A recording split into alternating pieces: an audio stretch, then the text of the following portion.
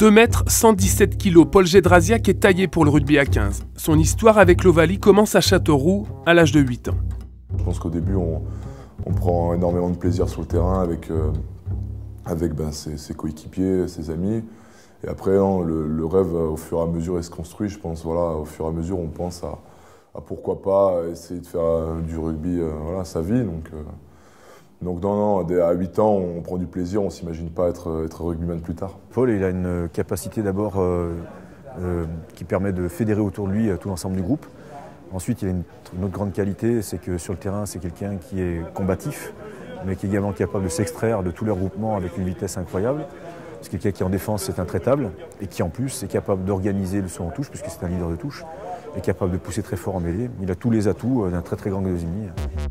Aujourd'hui, Paul évolue à l'ASM. Il vient de signer son premier contrat pro aux côtés notamment d'Aurélien Rougerie, le capitaine emblématique du Stade Clermontois. Avant de partir pour l'Auvergne à 17 ans, Paul a passé 2 ans au pôle espoir de Tours aux côtés des formateurs Pascal Sassy, Jérôme Bise et Olivier Dallot. À 21 ans, depuis le 6 février dernier, Paul a déjà participé à 2 Coupes du Monde, joué une pléiade de matchs internationaux avec les équipes de France jeunes et fait 3 apparitions au top 14. C'est cette année vraiment que j'ai accroché avec l'équipe professionnelle, mais c'est là où on voit tout l'engouement qu'a le public clermontois pour le rugby, pour les joueurs. Et c'est vraiment des moments magiques. Moi je sais que j'ai la chance encore une fois de jouer une fois au Michelin avec l'ASM. Et voilà, c'est monstrueux.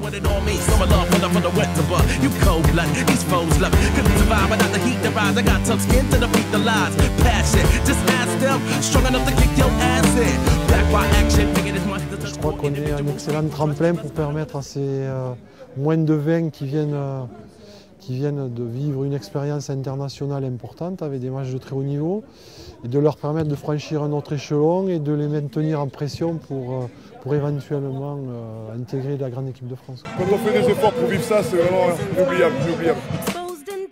Des moments inoubliables comme ceux-là, tous ces rugbymen universitaires en ont déjà vécu un certain nombre, que ce soit en équipe de France jeune ou avec leurs clubs respectifs.